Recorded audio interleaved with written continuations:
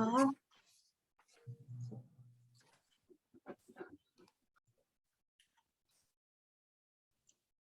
All righty, everybody, we will go ahead and get started here.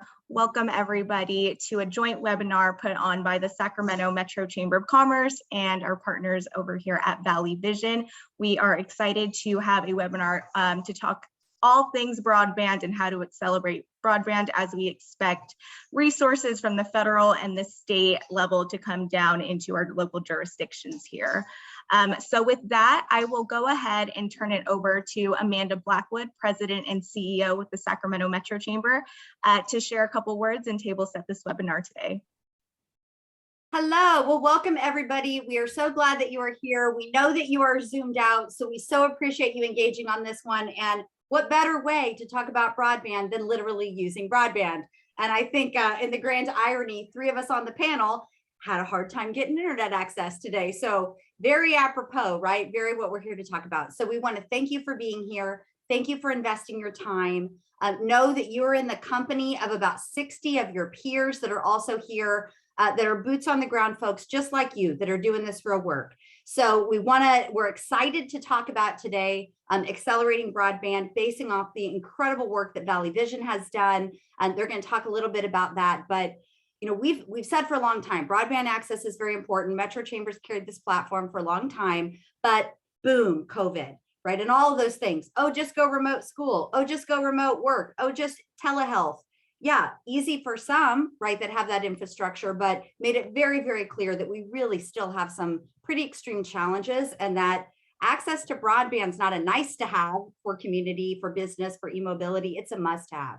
So moving into this next phase, there is money like we've never seen before, looking to invest in expanding broadband access within our communities. We're ahead of the game in some ways. We're a little behind in some ways. So we're going to talk about that today. But really what I want you to know is you've got a once in a lifetime opportunity to secure resources for your communities. And the state, the federal government are telling us very, very clearly, we're looking to invest. We're looking for communities that already have a plan, that have some assets to contribute, that are already collaborating, that are already practicing best practices. So we really do. This isn't an exercise in philosophy. It's not hypothetically we should collaborate because it's the right thing to do. This is real investment, life-changing, catalytic investment in our community. And you have the power to get this plan together, to get strategic, to advance those best practices in your jurisdiction so that the capital region has got a real fighting chance to bring down, again, catalytic millions, billions in investment. This is kind of once in a lifetime stuff, and we're all on that road together. So again, I want to thank you for being here. I would challenge you, listen to the things that you're hearing today. You've got an incredible panel. Ask questions, get information, connect with each other where you have the opportunity to do that.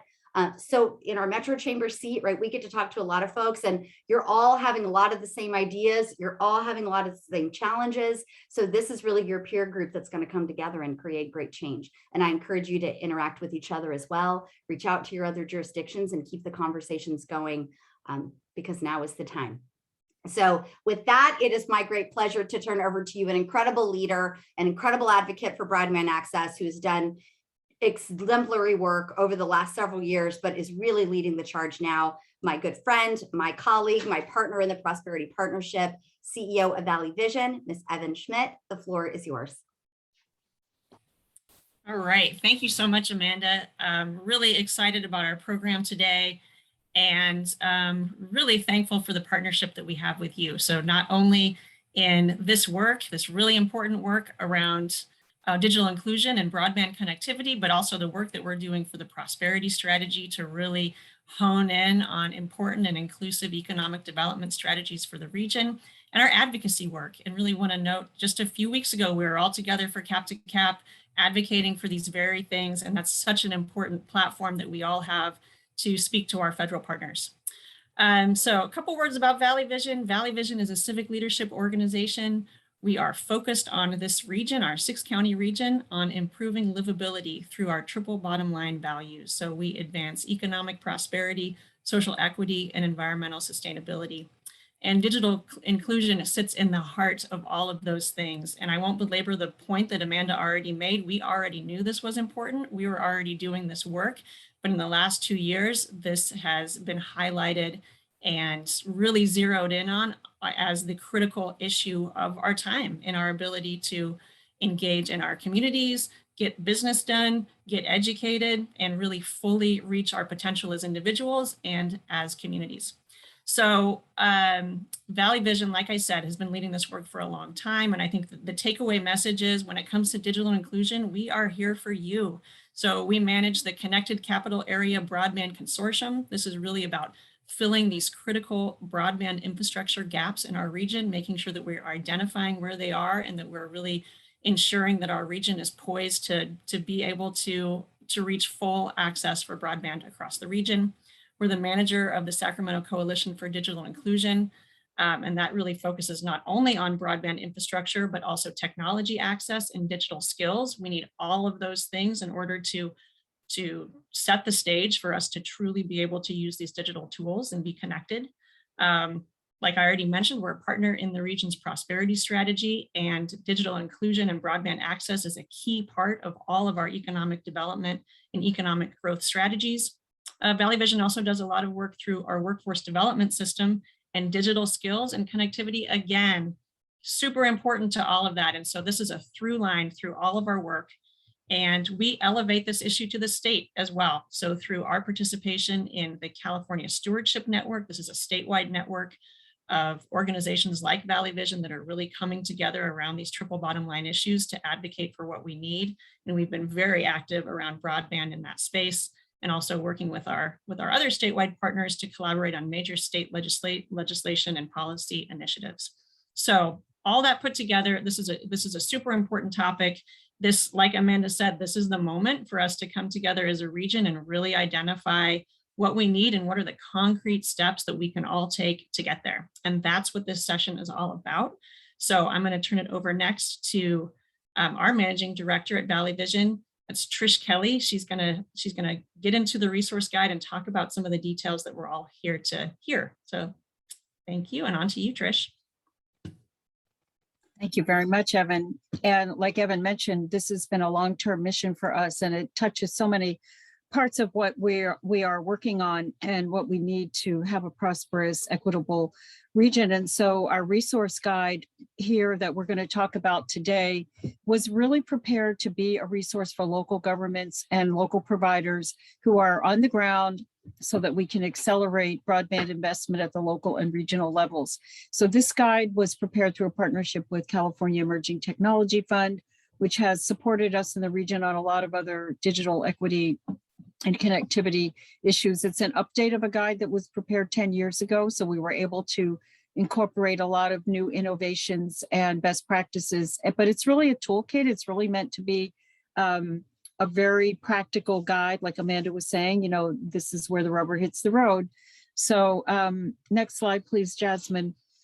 What I wanted to do just quickly give you an overview of how to use the resource guide and what's in it. We're not going to go into a lot of the detail because we have a great panel of speakers that are actually doing lots of things on the ground that kind of manifest the things that we're talking about to do in the resource guide.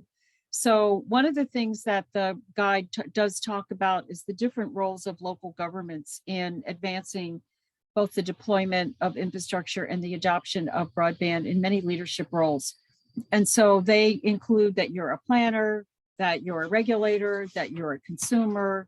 And so we'll touch on that in a minute. But basically, what we've included in this guide is an overview of real examples and case studies of communities that are doing these things. So there's broadband plans, policies, and ordinances from across the state.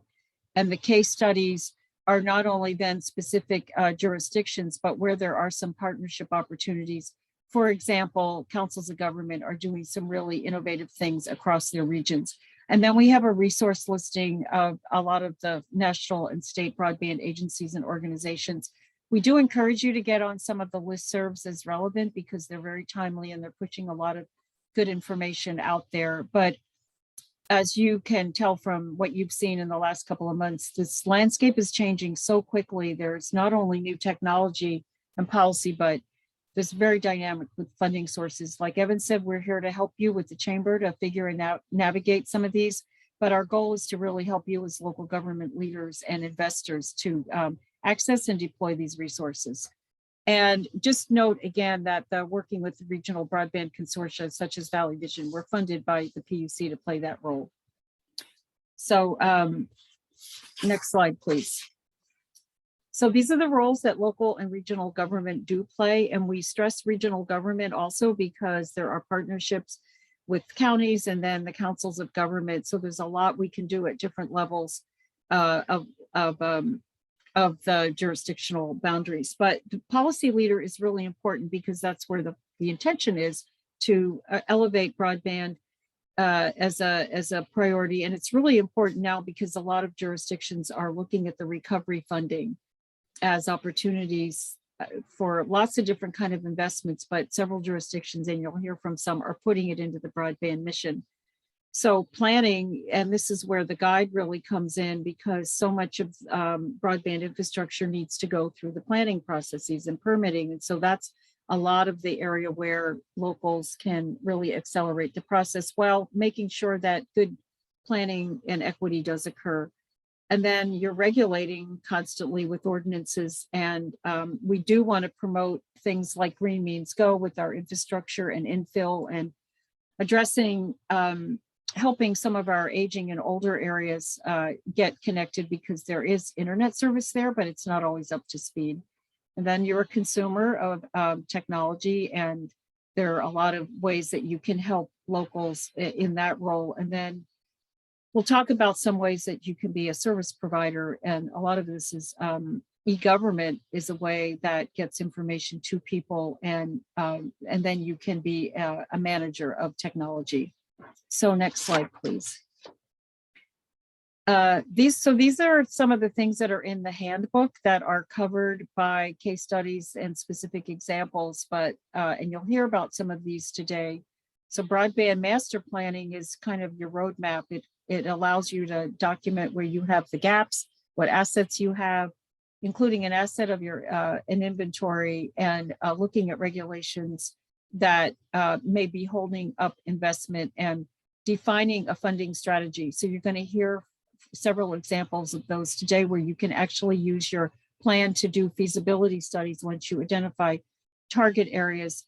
Dig Once and Dig Smart really talks about having the policies to ensure that when trenching is done or projects are built, that there's really opportunities for joint use and really being efficient about how we do our infrastructure. And there's some new technologies that are less invasive than deep trenching called micro trenching. And there's been legislation to really support these kind of new efforts.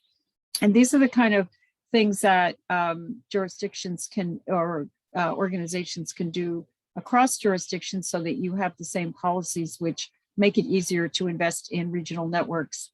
Master license agreements are opportunities of jurisdictions to look with providers about how they can use their assets and monetize their assets. It's rights of way, buildings, conduit, and things like that, so they can get better service, but they can even generate revenue. So you'll hear about some of that. And then you'll also hear about some new projects to get fiber to the premises, which is kind of the holy grail, building off networks, and municipal efforts to make sure that all households and businesses are connected in the community. So that's a quick overview. And next slide, please. And then Jasmine and I wanted to give you a quick recap on some of the new state resources and the federal resources. So as you know, this summer or fall, the governor signed historic legislation, SB 156, to help bridge the digital divide. And he incorporated a lot of elements from a lot of different pieces of legislation into this signing, and it's to advance the state's broadband master plan, which was passed last year. So that is a roadmap at the state level. It's being managed by the California Department of Technology with a lot of other state agency partners. And these are the core elements of this funding, most of which is federal. So it does have a faster time frame to deploy. It's 3 years to contract everything and 5 years to get all the builds done.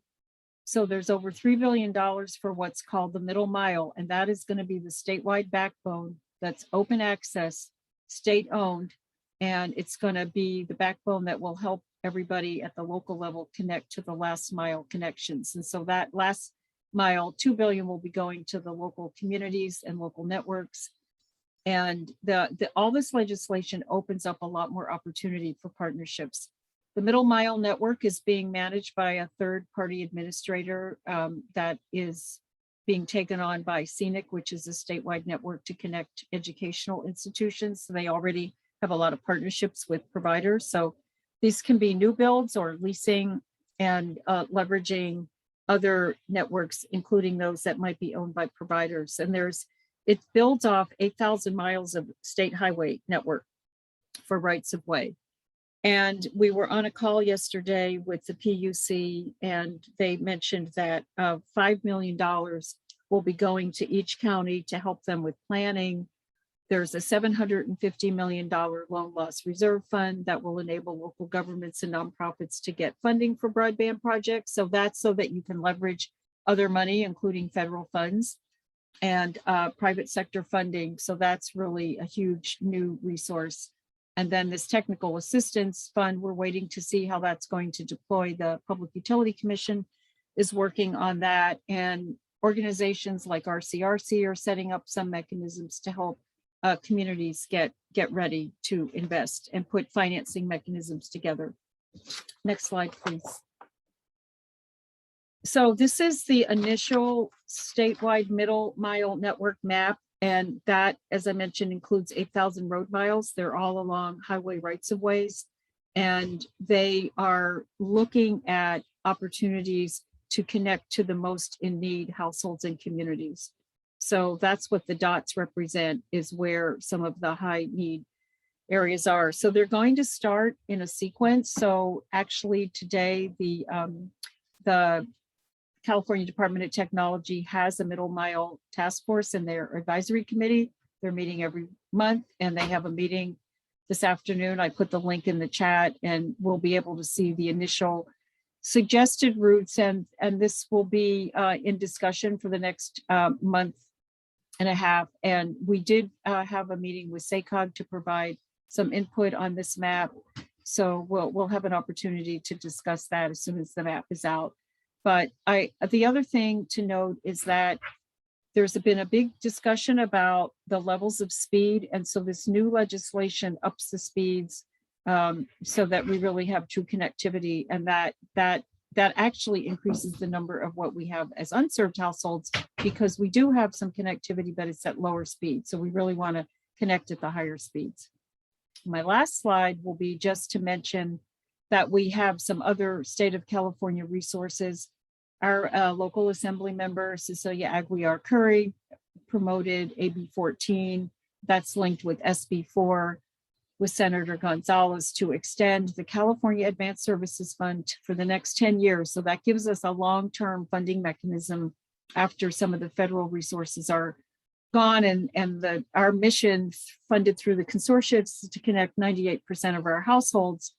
And we have thousands of households that are not connected. So we're really hoping with all these resources, we can not only get to the rural unserved, but the urban underserved. So there's new funding pots that will be available also for adoption of public housing and a federal match account. And these are things that are really important because, as Evan mentioned, taking a holistic approach, not just to infrastructure, but to digital access. There's other legislation like Assemblymember Wood that tasks Caltrans to deploy conduit along highway rights of way. So again, we're trying to do that joint use project and to update our maps, which is what makes us eligible for funding. And finally, there's legislation coming in the upcoming sessions, including for telehealth and digital access. So we'll be watching those and working as partners to make sure that we're ready to have input on those and that we can deploy and access those. So with that, if you have any questions, I'd say right now, put them in the chat and I'll turn it back to Jasmine. Thank you.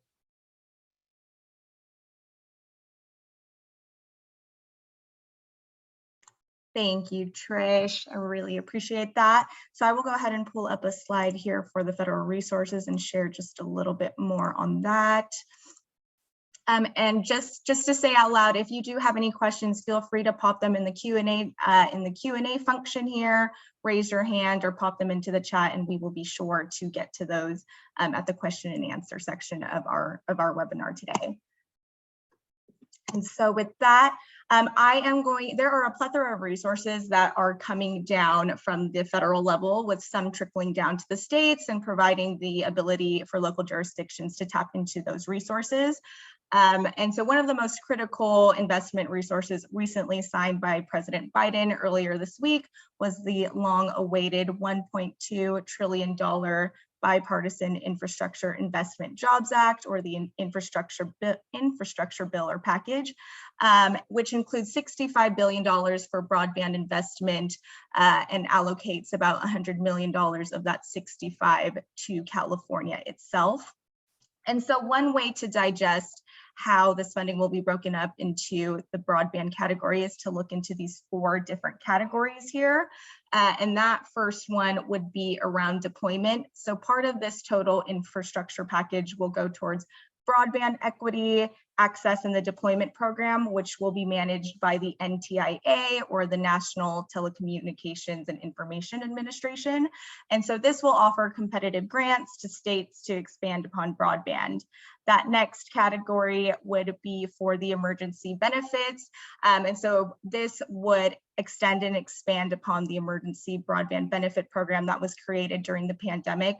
This was one of those critical resources that was created during the pandemic, and it will continue to be a critical resource throughout our recovery phase. And so we are happy that this has been included and expanded upon. That next category will be adoption, and this will go towards digital inclusion efforts, including the State Digital Equity Capacity Grant Program, to help create digital equity plans, as well as help implement those plans.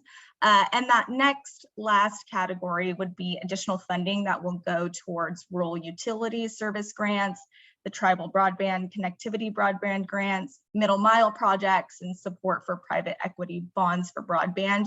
So that's kind of a high level approach of how to digest some of those categories that are covered by the $65 billion in the infrastructure bill.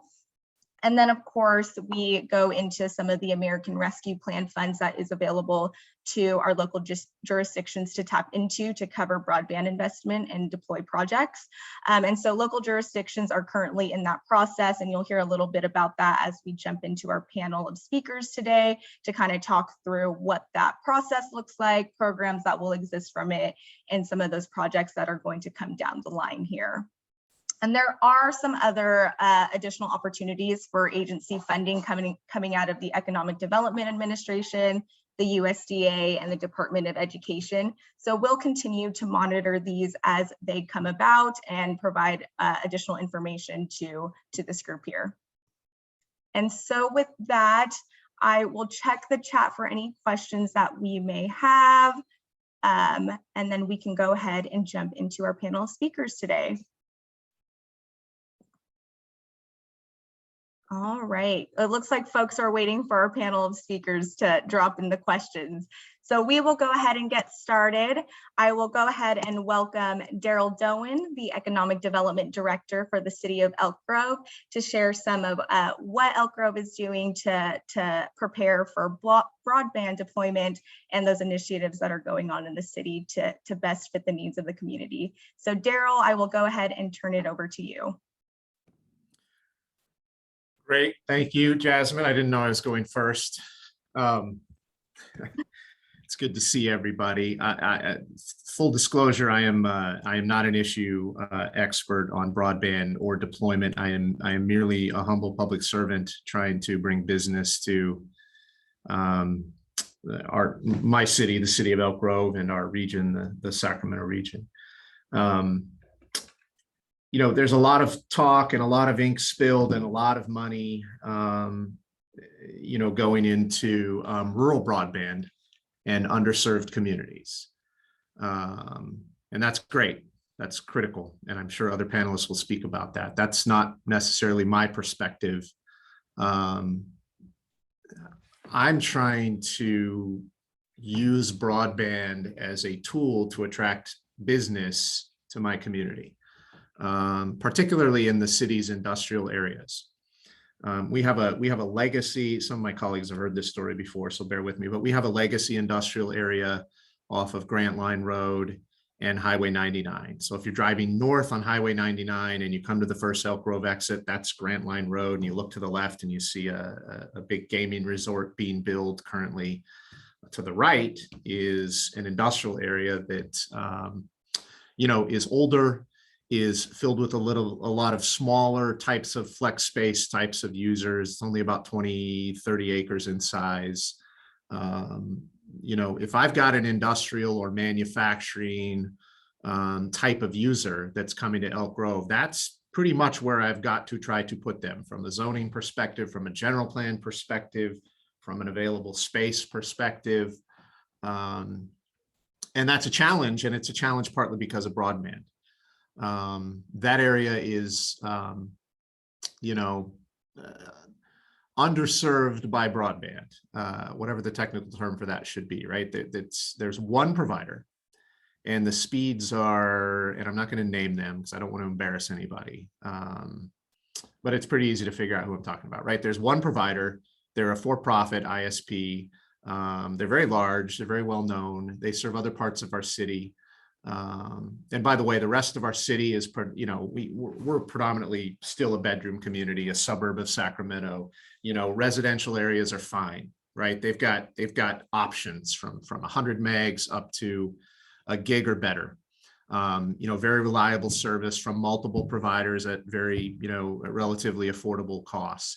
And in our new growth parts of the city, where we are still building a lot of residential housing, that's even better, right? Because you've got densities at 5 acres per, 5 units per acre or more, generally a lot more. And so there's a real profit motive for an ISP to just go in with a developer, wire up that community, and start selling those services and front those costs.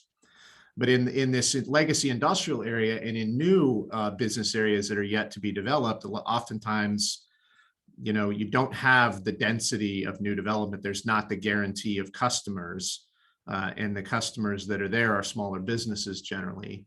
And so you don't have that profit motive by ISPs to just go in pari passu with development, especially when it's not master plan development executed by a single developer. It's very fragmented types of development. And that's what we're struggling with, right? We've got this legacy area that has one provider and unreliable, slow service. And so when I've got a major manufacturer who wants to come into the area, they're going to look at that and say, well, what are my options there? That's not a very good sales point for me. And so we're looking as a city at how do we go into these legacy areas and encourage the kinds of competition that should generate, better service at more affordable costs. And often the answer to that is from let's say there's a second ISP that we want to bring into our industrial area. We go to them and we say, why haven't you wired up this area? There are customers over there. And they have a magic formula, and they plug in all of the businesses in that area, and they come back and they will say, it doesn't make sense for us to wire up that area. There's not enough of a return. But if somebody would pay for, say, 50% of the initial capital outlay, we'd be glad to do that. And that's a dissatisfying answer, although I understand the logic of that. And for the record, I'm a economic capitalist and a social Marxist, right? And so I'm increasingly unsatisfied with that answer, and I increasingly look at broadband at the business level as akin to having reliable power and clean water and heat.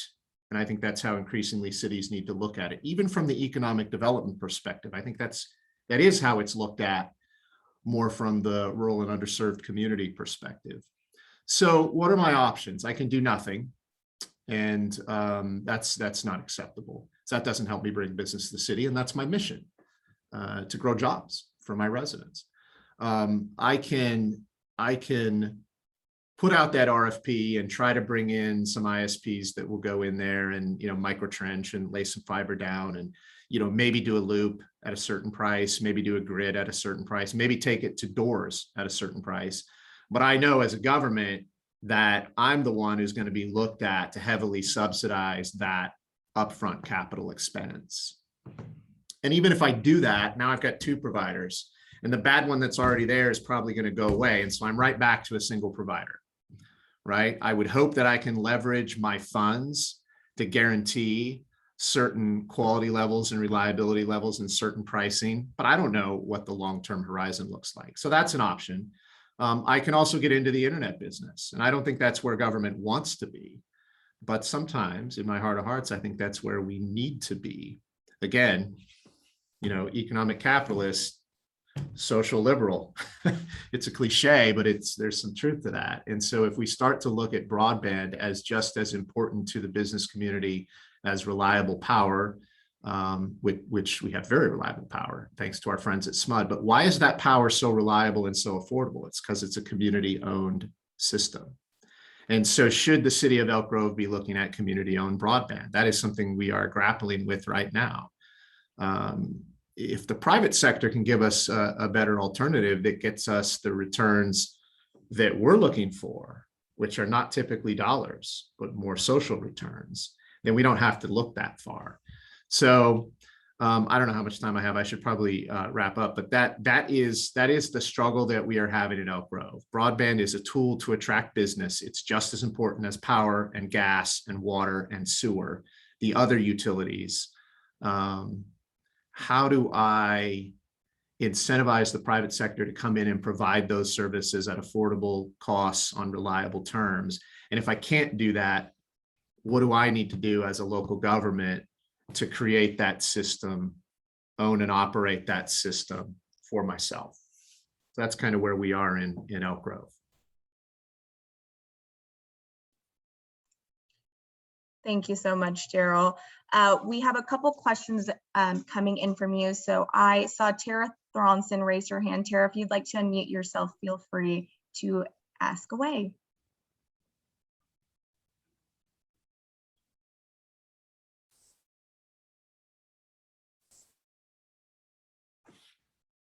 All right, we will come back to Tara. If you're having any issues unmuting, feel free to just drop it into the chat or Q&A, and we will be able to get that answered for you.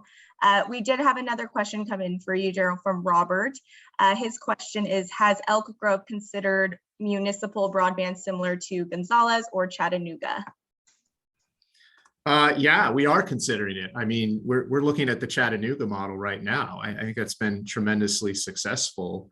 And so, I mean, cities want their own backbone fiber network that loops around their city so that they can connect things like traffic signals and police facilities and civic facilities. And, they want that to be fiber so that it's future proof, right? 20 years from now, we may have sensors in sidewalks to monitor traffic. We want the ability to turn a red light from red to green or from green to red. And we want to be able to see a camera of any intersection. So, cities already do that, but, it's a big leap for any city, I think, to then say, well, if we have that network, why don't we roll it out and expand it on a commercial basis? But yeah, we are considering that. We're in the early stages. I think that's, where Valley Vision and Metro Chambers resource guide and assistance can come in really helpful. We are looking at doing a broadband master plan. Again, we literally have our first meeting on that topic internally coming up to sort of say, where are our blind spots on this, and then how do we solve them? I don't think, because I'm that economic capitalist, I don't think the ideal solution is for government to wade into the private sector's business right out of the gate. I think my personal philosophy is let's give the infrastructure builders and the ISP providers the ability to perform.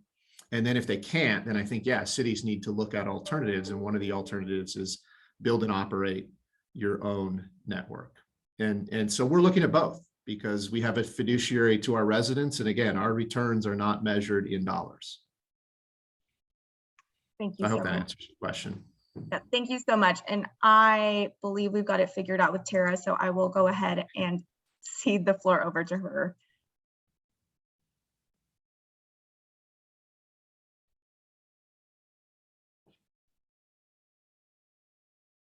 All right, we will try again and during our Q&A. Thanks so much, Daryl. Any last comments before I turn it to Trish to introduce our next panelist?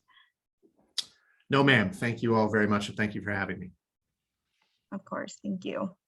Thank you very much, Daryl. And we dragged Daryl into this because he is a leader. He's a co-chair of our Cap to Cap Economic Development Committee and has really ably represented the concerns and the needs and the opportunities for our communities on that effort. So thank you, Daryl.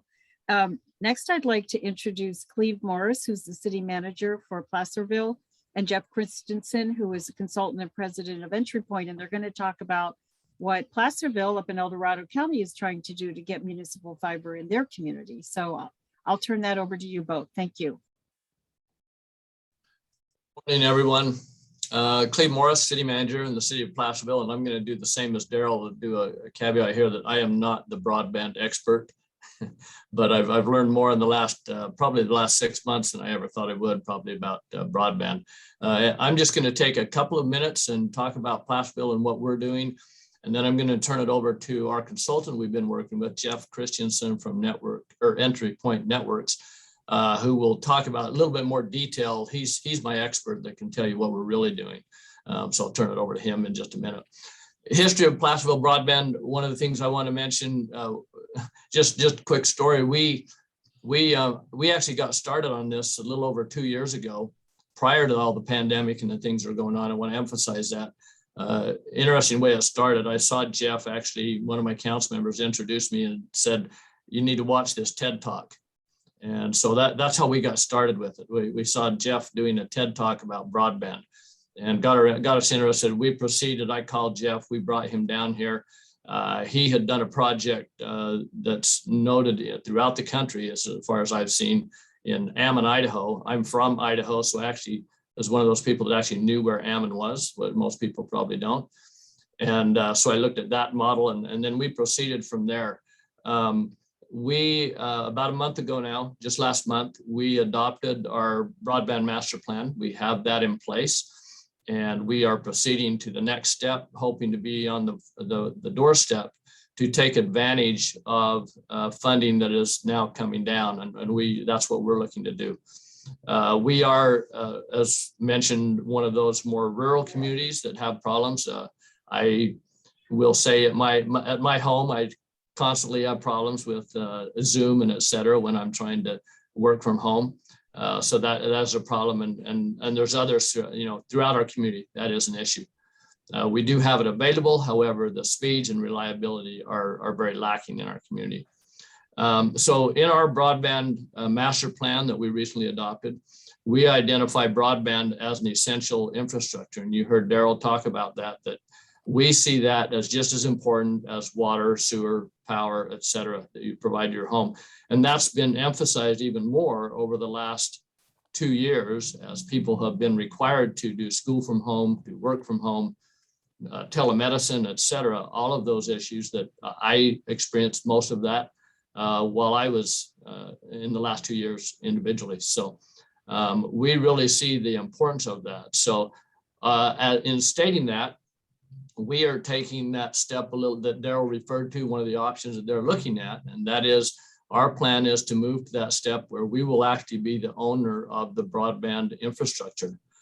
We will distribute that throughout our community. Our goal is to get it to every household, every business in the community, and then provide that. Now, that doesn't mean the business, the private sector is out of that, because that will open it up to them, to many, we hope, ISPs, which will still provide the internet service over our infrastructure. And the goal is, and Jeff will talk about that more, we will open that up to them and create that competition amongst the ISPs over our infrastructure. Last but not least, I think Daryl talked about it better than I can, the economic development tool. We really see this as a great economic development tool once we have it implemented. We are a small community, not a lot of room for growth in terms of new business and et cetera. But over the last 2 years, we have definitely seen and heard from people that are looking at coming in or have come into our community that are now working from home or maybe a small office that need internet access. And we think that'll become more important as time goes on, and they'll realize how important that is. Final thing, we've talked to her a little bit about what the fiber can do for jurisdictions in terms of linking our facilities, traffic signals, water facilities, et cetera. That's extremely important to us, but we don't think, or I don't think that we've really hit the tip of the iceberg on that. I think you're going to see a lot more of that and how it can help us as cities run more efficiently in providing services to our community. And then also, as mentioned, increase our economic development possibilities going forward. So with that, I will turn it over to Jeff, and then I'll be available for questions at the end. So. Thanks, Cleve. It's good to be here. Thanks, Trish, and everybody that organized it. We're glad to participate.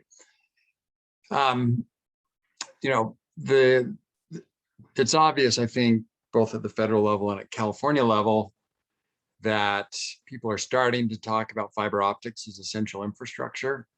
And there's been a lot of mud in the messaging over the last 5 years, whether 5G is the future or low orbit satellites. As you dig into it, it becomes clear that fiber is the thing that we've got to get to. When we talk about it as essential, it's one thing to say that it's essential and to recognize, yeah, it's probably at the level of water and electricity. It's that important now. But then to change our policies and to change our practice to mirror that as essential infrastructure is a different thing. And that's really what we're at the beginning of right now, is cities and counties and townships and towns grappling with, what does that mean? If we're going to start treating this as essential, what does that look like? And are there alternatives to that? So I'm trying to get my slide to move here. So somebody, I'm going to go out and just show it this way. Kevin Kelly is a California native. Well, I don't know if he was born there, but he is a Californian. And I view him as one of the more important philosophers of technology. He lives down in Carmel area. And he was founder of Wired magazine, and he's written quite a few books. But anyway, one of the things that I keep going back to is a book he wrote in 1995, I think, where he's New Rules to a New Economy. And you'd think this might be outmoded by now, 25 years when we're talking about technology, but much of the book is still very cogent and right on. And the thing I keep going back to is communication's not just a sector of the economy. Communication is the economy. And it's not just the money economy, it's the social economy as well. I mean, there's so many things now that are mediated by communication that it's beyond a sector of the economy. It's sort of infiltrated all of our lives, and it really does matter to people. And I think California is leading the country. Well, I don't think they are. I know they are in terms of policy. So we could only wish that other states were paying close attention to what California is doing, because California is really starting to focus on this is essential infrastructure. And what are the policy implications of that? What are the financial implications of that? And how should we respond as a society? So in terms of fiber, this looks better when I go in full mode. A lot of people don't really realize the magnitude of the difference between the different media and fiber. So we've got these that are out there now, and DSL's telephone, cable is, what's evolved from cable TV, and it's gotten better and better over time. And then 5G is proposing to do up to 2 gig. And, our connectivity's gotten better and better, but the difference with fiber is really that order of magnitude. And we're actually being modest when we say it's 25 terabits, because they've done demonstrations at like 150 terabits a second for 1,000 kilometers. And the electronics don't go that fast, but the important thing is the fiber does. And so we can talk about this as 50-year infrastructure. I mean, 20 is being modest, but I think we can talk about it as 50-year infrastructure. And every dollar that's spent on some other base infrastructure other than fiber is money poorly spent in our minds. So fiber is the thing. And as you think about what it means to your city or your community, that this infrastructure is essential, don't get distracted by other things. It's fiber, and fiber is the future. And we'll even go as far as to say every city is going to get fiber. We do believe that. And I even think they're going to get it in the next 10 years. I think every city is going to get it in the next 10 years. The really critical question is who's going to own and control that fiber. And that's an important consideration for your community. I also think that we're going to largely end up with fiber monopolies. So, because it's expensive to put it in, and it's going to make less and less sense. The telephone companies had their infrastructure in, the cable companies had their infrastructure in as the internet emerged. So they had this stuff there. Now we're talking about replacing all of that with fiber. We're not going to do that 2, 3, 4 times. Most communities, we're going to do it once, and it's going to be a monopoly. And there are implications to that. So the metaphor we use, what entry point is, so I do function as a consultant most of the time. But what entry point is we're an open access technology company. The reason we ended up opening a consulting division to our company is that the big consulting houses either didn't understand open access or they didn't like it, but they weren't properly representing it, we didn't think. And so we are an open access consultant, and we'll go in and we disclose that right up front. We don't think systems should be built that are not open access.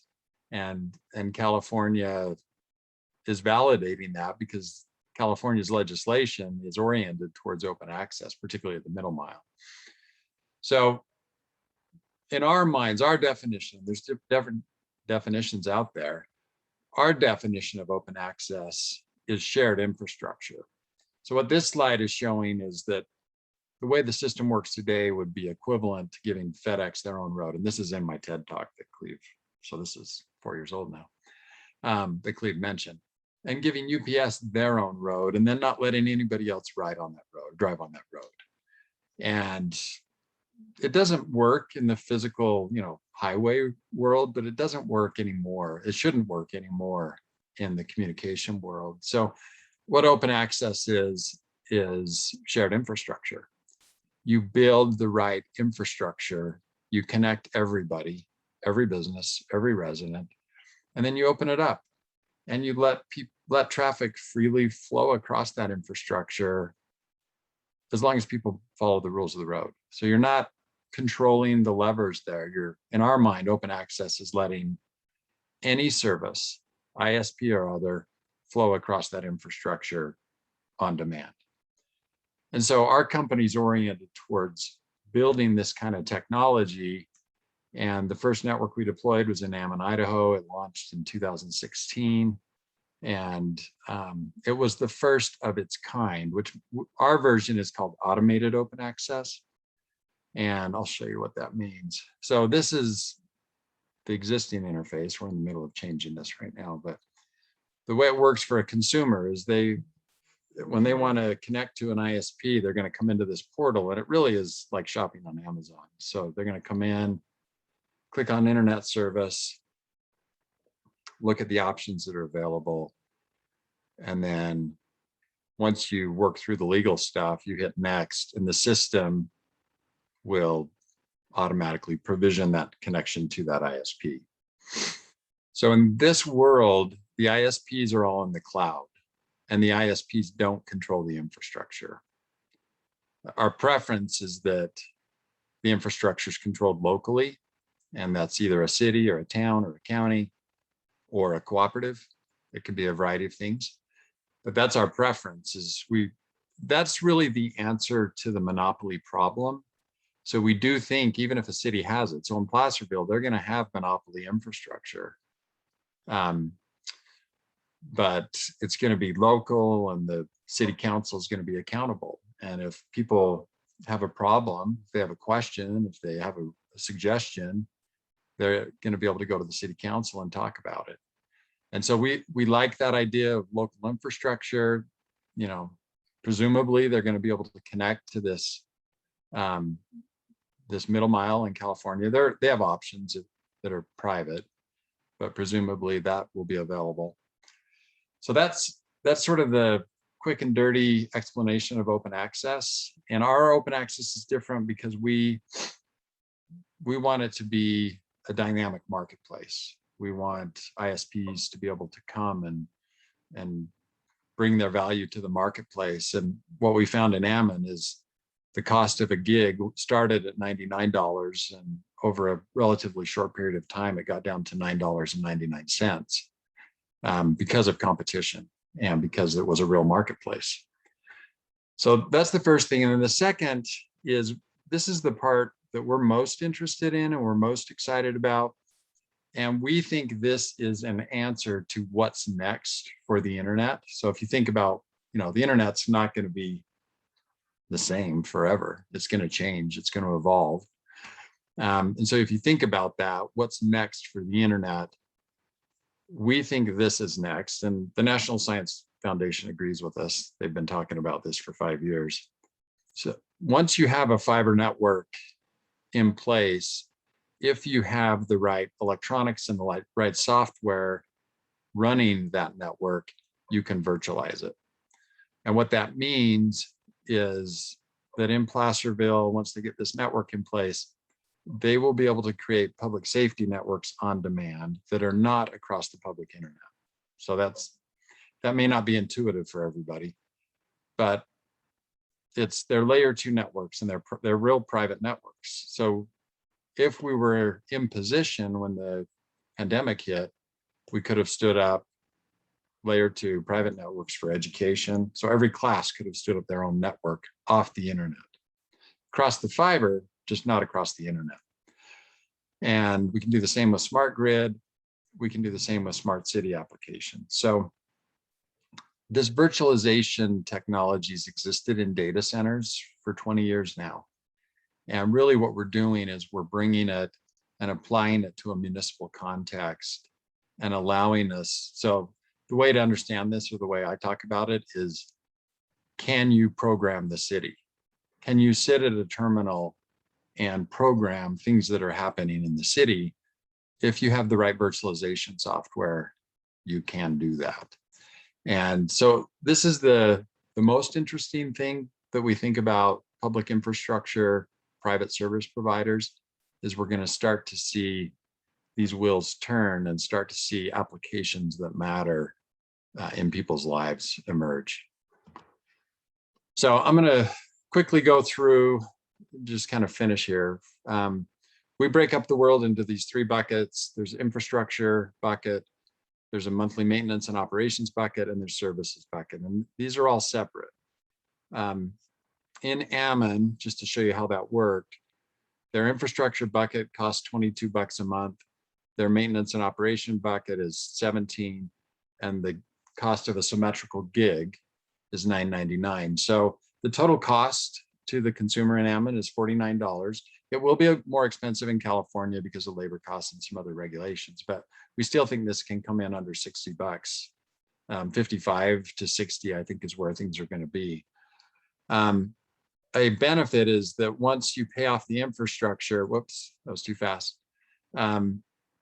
That line item goes away, and then you're down to $27. And affordability is a really important part of long-term solutions for the digital divide. So this is one of the levers that we think need to be pulled, is that we need to think about everything in this way so that the infrastructure can get paid off, and so that we can get into long-term cost models that are affordable for people. Two last things. One, as you think about who's going to own your infrastructure, think about the history of Comcast.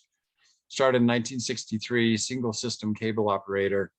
And then over time, through acquisitions, they started gobbling up cable networks. And today, where they're the largest cable company, and there are benefits to that. It's not all bad, but it is a monopoly. And we think fiber is going to go through the same thing. So we think a lot of independent fiber networks are going to get built, and then there's going to be a roll up. And it's going to, if cities don't own it, it's going to end up in the hands of a monopoly. That's just the natural, I mean, this is going to be cable 2.0. It's going to happen again. And so it's just something to keep in your mind as you decide whether the city has the appetite to jump into this and own the infrastructure. There are good companies building fiber networks out there. But the natural financial path, we think for a lot of these, is they're going to get rolled up, and we're going to end up in the same place 10 or 20 years from now, where you've got some one or two large monopolies that control big swaths of the country. So something to think about. And then last, we're partnering with a group called Connect Humanity, and they are funding 5 grants. This just got announced yesterday. 5 US communities to receive the financing for feasibility, broadband master plan, network design. The deadline is January 14th. They're going to pay for it. So these are free to the cities or the towns or whoever the 5 are that get selected. The website's buildbetterbroadband.org, and Entry Point's doing work on the feasibility side of it and on the master broadband plan side of it, but just wanted to make you aware that that's going on. So questions or transition? Thank you, Cleve, and thank you, Jeff. We had a question that came in. When we think of a 50-year infrastructure, we've got to start, or I'm sorry, jumping into 2 questions here. When we think of a 50-year infrastructure, what can jurisdictions do to best prepare for this type of network relating to fiber? So I think fiber is the right starting place. And then the question we want, so we say everything interesting should happen in software at the edge. So we think software-defined networks are really important because we think software is just a lot faster than hardware. So if you want to make changes, and it's less expensive as well. So that phrase, everything interesting happens in software at the edge, was actually came out of Berkeley. A guy named Scott Schenker, who started modern day software-defined networking. And he was forecasting that that's where that was going to go. So we think you want to get fiber optics as your base infrastructure, and then you want a system on top of it that's primarily a software system that can adapt over time. Software can adapt, and it can adapt presumably affordably. So those are the key things, I think. We're big believers in open access, just because there's no need to not have multiple options. We should have marketplaces for all these services. The marketplace should be in the cloud. So it's really a combination of getting the right infrastructure, which is fiber, getting a system that's mediated by software, and then getting the right business model where you've got choice and competition and downward pressure on price. Great, thank you so much. Before we head into our next panelist, Cleve, Jeff, any last comments? No, thanks for letting us participate. Of course, and we'll open it up for more questions at the end here. I do want to pass or cede the floor over to Dave Vaughan with the city of Yuba City to talk a little bit more about their citywide infrastructure that they've got in the works. So I will pass it over to Dave. Good morning, everyone. Can you see? Let me see here. Let's see if I've got this working. Hopefully folks can see my my slides. Is that a yes from the panelist side? Yes, thanks. Okay, perfect. So good morning, everyone, or almost good afternoon. I hate the fact that I'm following Jeff, an expert in this, because I'm just a city manager of a small city here in Northern California who was attempting to bring fiber to a city that is in great need of being able to work towards being a smart city. So we entered into a right-of-way and access use agreement for deployment of citywide fiber networks with a company called Sci-Fi Networks.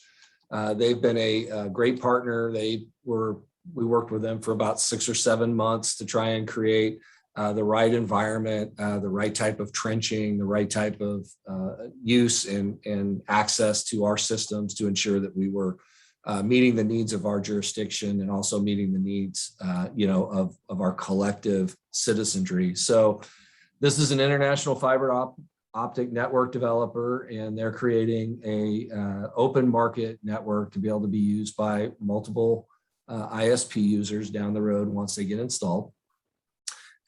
And they're privately funded, so this did not cost the city a dime to put it in, but they will own and maintain the backbone infrastructure and then lease fiber lines out to ISPs. So similar to kind of what Jeff was speaking to, which is really kind of around that monopolizing of a system. However, in this case, it's not the city, it would be a third party owner of that. What we got out of it was a right-of-way access and use agreement, which allows us, we entered into a 30-year term, which allows them to get back money on their infrastructure. And in turn, we will get paid, for the permitting process of roughly around $100,000 a year to permit and process applications for Sci-Fi as they put the fiber throughout the system.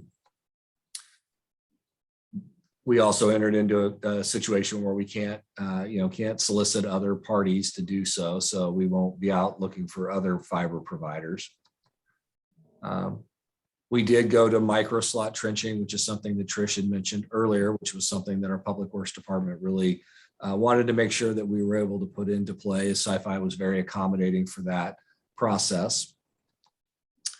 And I think the critical part was really around what is the implementation? And so we really put a box end on them to be able to, they need to start construction no less than 24 months after the execution of the agreement, which we did execute earlier this year, but they need to be completed 36 months after the construction commencement date. So we are looking for something to go in relatively quickly. That also includes internal municipal type services that, as we heard Cleve talk about and others, around having control of how you, and Daryl as well, how you control your internal system with, whether it be lights or other types of infrastructure, up to and including water and wastewater, PD and fire, and those other services that the cities provide.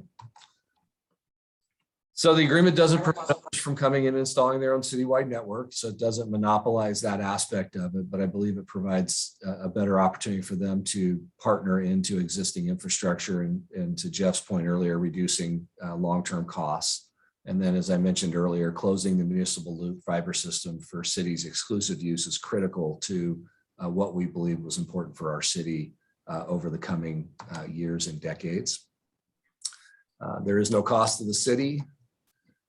Let's see, I'm trying to get to, this was really just sort of the recommendations that we just went through when we got it approved. So I didn't do anything new, I apologize. But we've had conversations with Sci-Fi. They've already geo-mapped and overlaid our city and started to put together plans to start installation.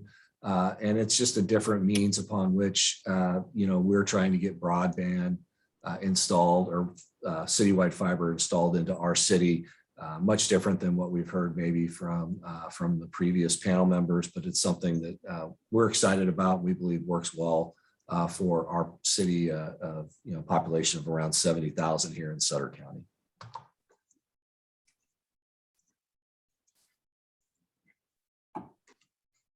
Thank you so much, Dave. A question that came in here as we continue on in this conversation around fiber optic and an optic network, are there any factors to consider that might make a city or county or overall jurisdiction a candidate for fiber optic over another jurisdiction? That's for the experts. I will open that up to our panelists here. So I mean, I think everybody's going to get fiber, and everybody needs to get fiber. It's going to be the base infrastructure. The question is, who's going to control it? Who's going to own it? How are you going to finance it? Getting it deployed is, we can debate the different methods for deployment. The micro trenching, I don't think we have enough time to know. It looks good. It looks affordable, more affordable, but I don't know if we have enough time. So we can debate those things, but I think everybody's going to get fiber. The reality is people are paying for this today. And the average cost is $75, probably nationwide. So we're already paying for it. It's really a matter of getting the money to flow and getting the right business models so that we can solve the problems that exist in the system today, which are largely problems we've inherited from a monopoly or duopoly model. I mean, it's really, the problems are all related to the fact that we don't treat it as essential infrastructure. We treat it like it's a nice to have or a luxury. And once we really start treating it like essential infrastructure, everybody's going to get fiber. Great. Thank you, Jeff, for jumping in there. All righty. Well, we do have a couple questions, but we will save that for our Q&A portion there. I will turn it over to Trish to introduce our next panelist. Yeah, thanks, Jasmine. And thanks again to the presentation so far, because it's really, you're hearing about people kind of trying to take solutions to hand and get further along, because we've been talking about it for a long time, and really heartening to see some solutions at the smaller city level as well. So now I'd like to introduce you to Ian Scott, who is the project manager of broadband for Yuba County. Yuba County's been very proactive in leadership in addressing the issue, and we at Valley Vision were honored to help them with their broadband master plan. And so Ian's going to talk about not only the plan, but his role, because I think the other signal is that the county designated someone to be a broadband lead, and that's really important as well. So thank you, Ian. Thank you, Trish. I'll go ahead and share my slideshow.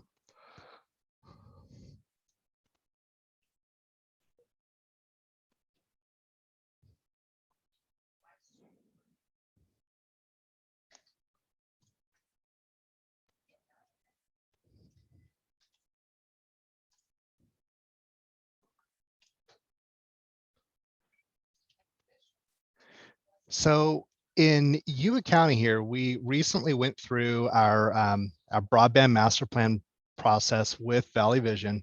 And some of the things that we learned from this process is just how expensive broadband really is. Here, we're a rural county. We do have urbanized areas, but we have areas where we're trying to determine whether or not aerial or broad or underground fiber would be a better fit. And looking at the cost estimates, you can see why. There's a significant cost outlay to running underground fiber. And maybe aerial could be an option, maybe wireless towers could be an option in certain areas. Of course, we also learned that the broadband deployment of current networks is unclear.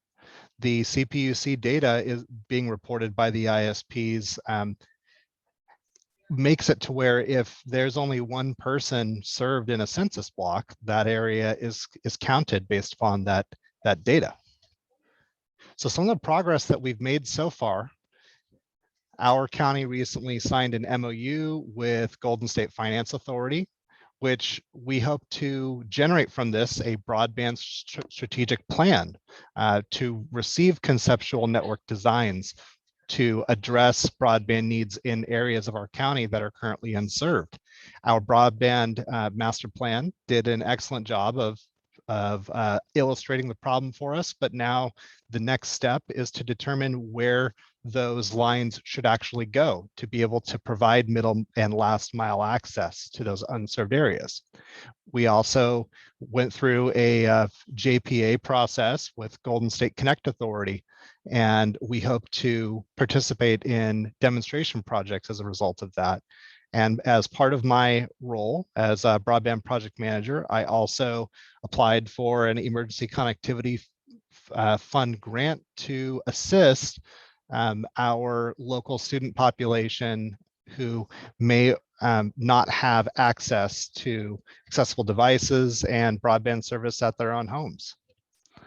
In addition to this, we've been regularly monitoring the CPUC rulemaking R2009-001, which, as previously mentioned in this event, is the California Open Middle Mile Network, and Yuba County is incredibly interested in following the process of that.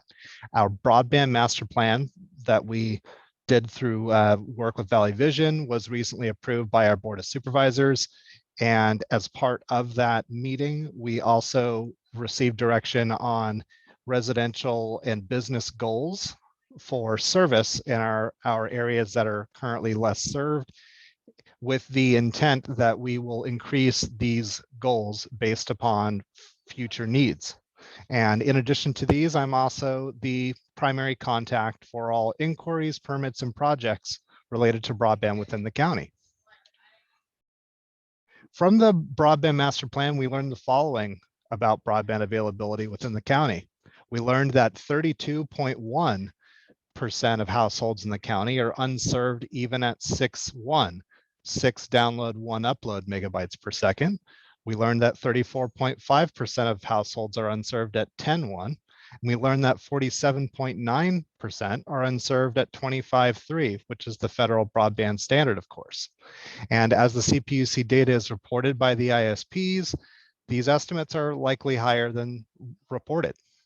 Validating this broadband availability will require outreach and the use of tools such as the California Public Utility Commission's tool, CalSpeed, in which through these outreach efforts, we would be able to go to individual households and actually ask them to use the CalSpeed app to see what the actual level of broadband services that their household is currently receiving. From our broadband master plan, we received the following graphic, which indicates to us that only 20 to 40% of households north of our Yuba County Highway 20 have a reliable 6.1 megabytes per second connection. In fact, we do have several communities up in the foothill region, such as Loma Rica, Challenge Brownsville, Dobbins, and Camptonville, that are currently significantly underserved, even at 6.1 megabytes per second. So what's next for us? Currently, we're looking at trying to implement the policy recommendations in the broadband master plan as quickly as possible. Among them is a dig once, dig smart ordinance, in which anytime roadway is disturbed within Yuba County, I would receive a note of that. And through this role, we would go ahead and determine the economic viability of placing either fiber or conduit in any of those lines when the public right-of-way is disturbed. We're also looking at a master license agreement, which would make it much easier for ISPs in a much more consistent basis to be able to co-locate their assets on our county assets. We're also looking at making our entitlement processes and project permitting processes more friendly to the ISP and middle mile provider community, in that we are looking at overhauling our permitting fees. And right now we're trying to identify grant funding for a county-wide broadband master environmental impact report. So what's on the horizon? Currently, we are looking at establishing a county broadband resources website, which we hope to be able to provide as a resource for any of our residents who may be falling through the cracks, but something like, for example, a Comcast low cost plan could work for them. So aggregating those resources to be able to provide that lowest hanging fruit to our existing residents. We're also, generally speaking, while there are some communities that are looking at a municipal fiber network solution, currently we are looking at more of a P3 public-private partnership model here in Yuba County, which will require our partnering with ISPs and middle mile providers for shovel-ready broadband projects. Now that we have our broadband master plan, which told us a lot about what it is that we are missing, we're now moving towards a broadband strategic plan process in which we hope to receive those conceptual network designs to be able to identify exactly where those networks should go for shovel-ready projects.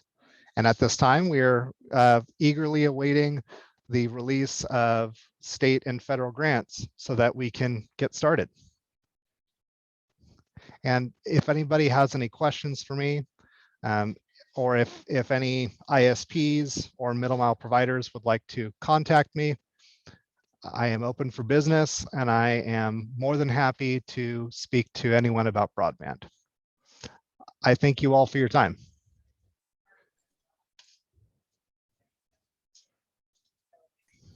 Thank you so much, Ian. It's really gratifying to see how far the county has come and all the work that you've done to follow up and just have an action plan to go. It's great to see it. So congratulations. Thanks, Trish. I'm going to turn it back to Jasmine now for the questions. Thank you so much. So we do have an open Q&A for all panelists here. So feel free to raise your hand. We can unmute when doing so if you'd like to ask that directly or drop them in the chat here. I know a few have already came in. So I will just open it up to our panelists here with this question. As we start thinking about broadband deployment and getting some of these projects online, are you conjoining broadband access and affordability together, knowing that digital inclusion and bridging that gap in the digital divide is also important as well?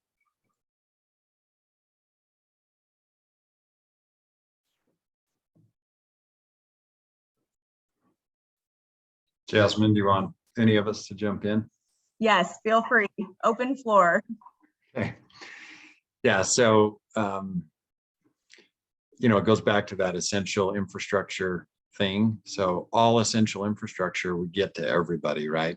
So we think this problem is going to get worse over time because we think more and more healthcare is going to shift online, more and more. I mean, it's starting, but more and more healthcare is going to travel across these networks.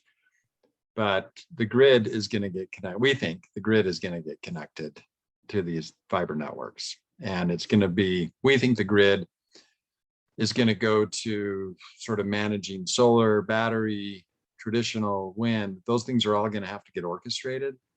And so that's going to travel across these networks. And the cities are going to become increasingly smart. And, that's just going to continue.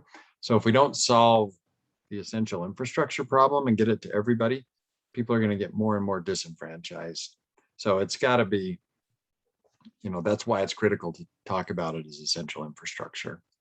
And then last, there was a question about the Ammon model that I'll respond to, which was, did they get any federal funds? They did not. It was all local. The average cost per user started at 93. We surveyed when we started. They didn't use any grant money.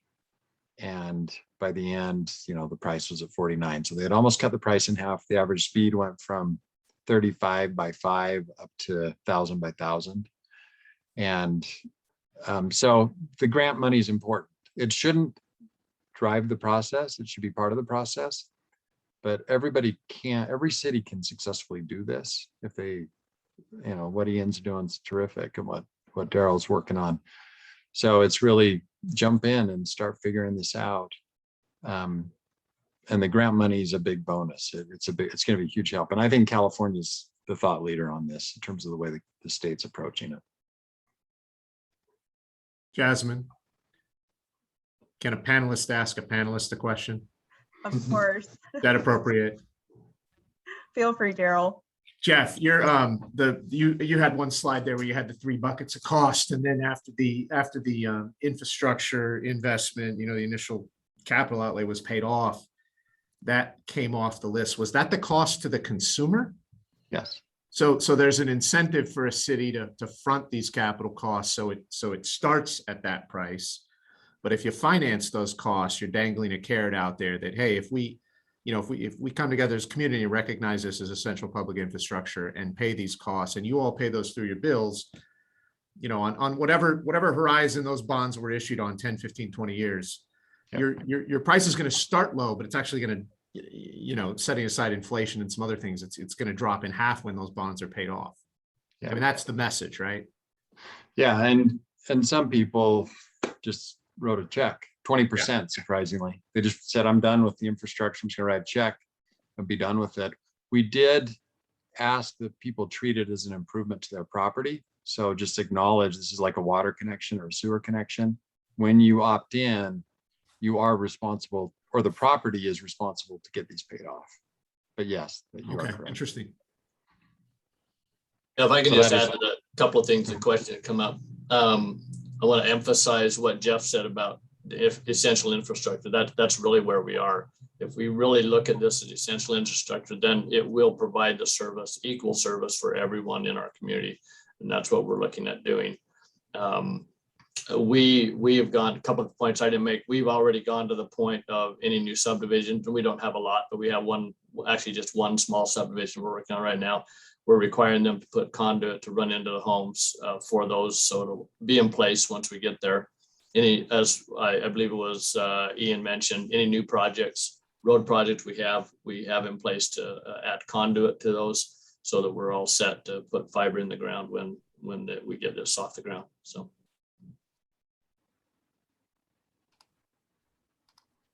Jasmine, there are a few questions too in the Q&A. One is, can you talk about the dynamics of how this might roll out with a larger municipality, say 500,000 residents and up? Not sure who. That's an anonymous question.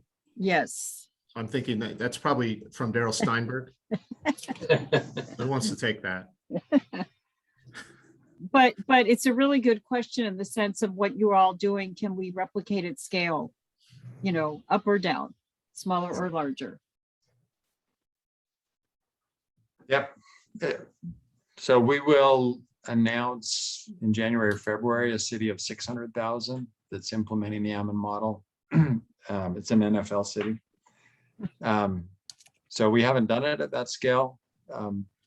It's software, so if the software is designed well, it'll scale.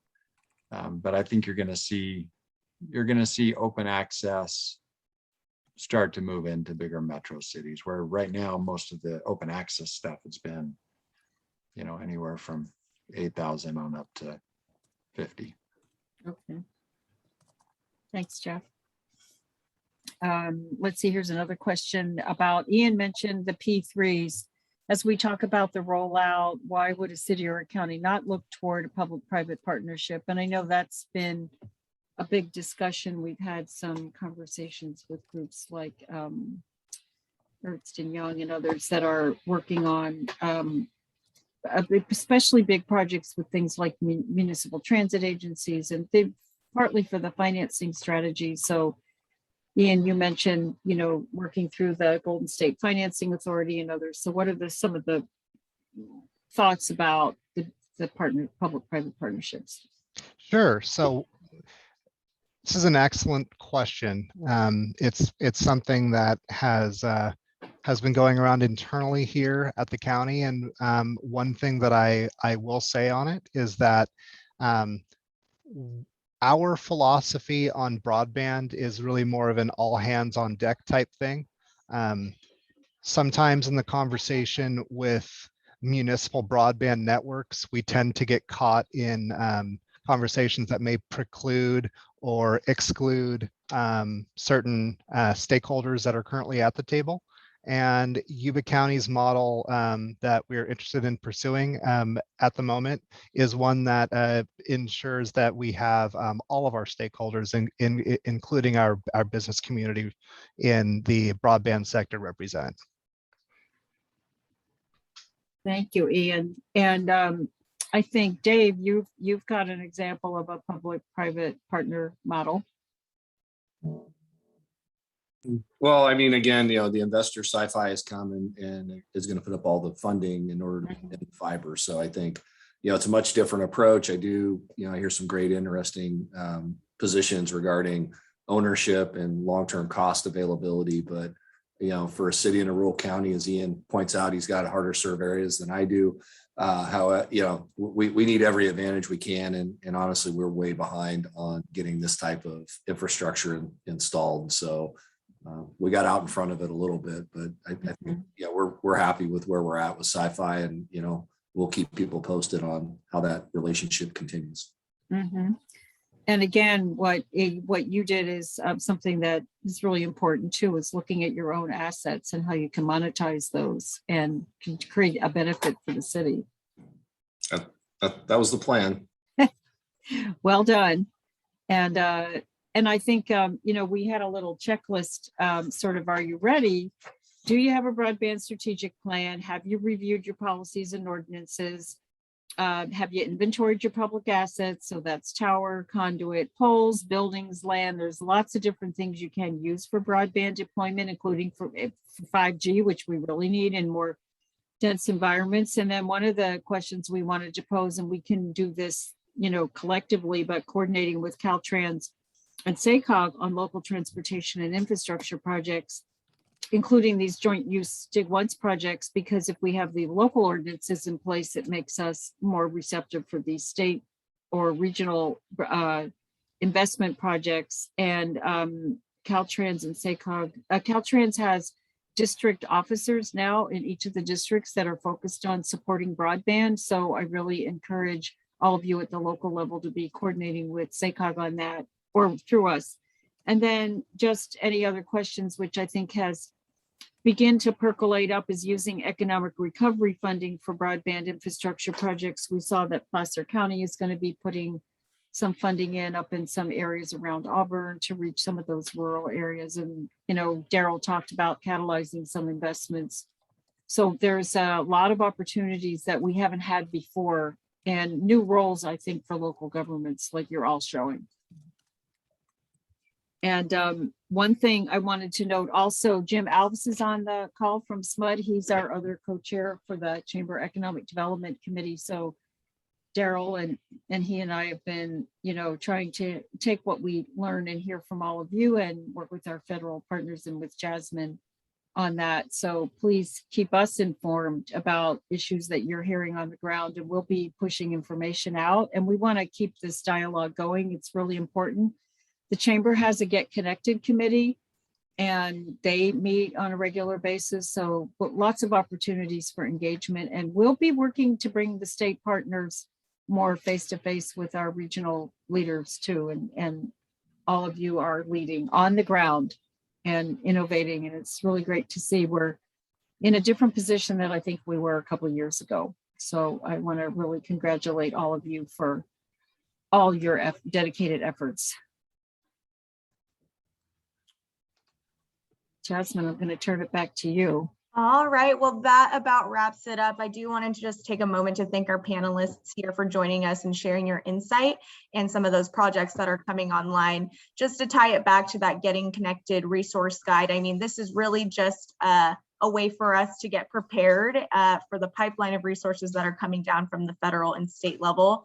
So super appreciate everyone's time here today. If we weren't able to get to your question, feel free to send that over to myself or Trish, and we will do our best to get that answered for you. And we will send this recording out to the group as well, along with accompanying links, resources, and guides as well to get you best prepared. So with that, we will go ahead and close out for the day. Thank you so much for joining, and we will see you all soon. Have a good one. Thank you, everybody. Really appreciate it. Everyone, thanks.